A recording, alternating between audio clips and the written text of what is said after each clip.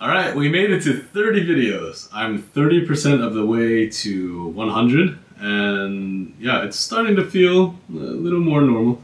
So yeah, I'm gonna keep going with these daily videos of my daily LinkedIn posts. And today's post is about event organizing.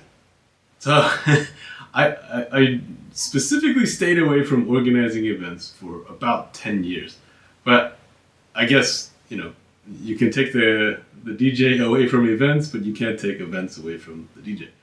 I still like organizing, I guess. So this week I didn't do anything, but last couple months I've been doing,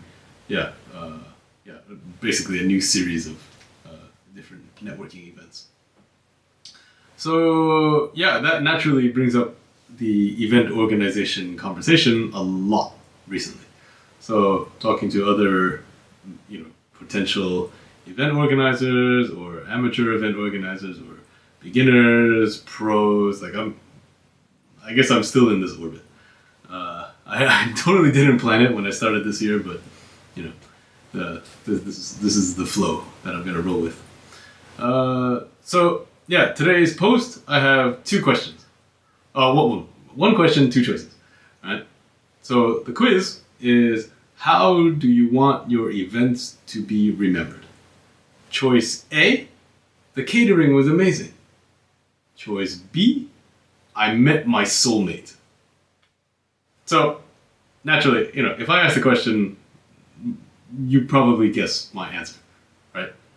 B, because I'm not saying that I've introduced soulmates to each other from one of my networking events, not yet. But I think a lot of people who are starting to organize events, they overcomplicate things and they're focused too much on the decoration, the catering, the entertainment, the venue. You have all these special, cool, gimmicky things. But that really only impresses other event organizers. It impresses or doesn't, I don't know. But the normal people, the guests who are going to your event, will probably not remember any of that, honestly. Unless it was some really special thing that, I don't know, you had some kind of cake that this person was totally craving, and it was the perfect one, and whatever. They'll do some cake selfies. Cool. Get the catering. But for most people, none of that is gonna stay in their mind 2, 3 weeks, 1 year, 5 years after they leave. But what they will leave with is the memories that they made at the event. And the ones that stick are basically the people that they met. So I think it's the people and the conversations that they had. So that is what sticks in their mind long term. Yeah, you can have these pretty things, but nobody's gonna remember those details. Trust me. You can try. You can go all out. You can get all 10-star golden decorations. Go ahead, you try.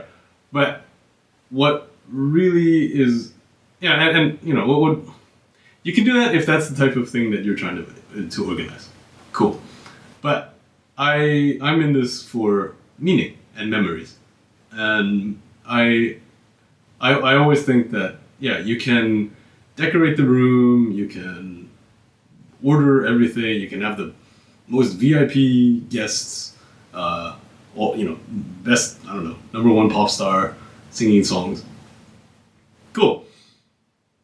But what I really want to say is, you're forgetting that the guests are the event.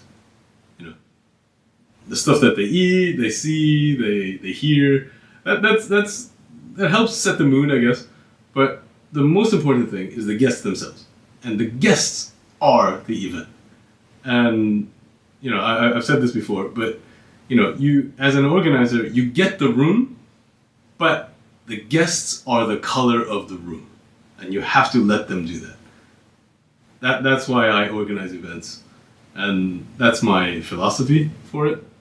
So if you're all caught up on the logistics and the budget and like it's cool, but you might be overcomplicating things. Just remember, keep the focus on the guests and let them be the event. All right. So yeah, this is Alex. I'm gonna start calling myself Inbound Alex from now on because that's the work I do. And yeah, catch you in the next video.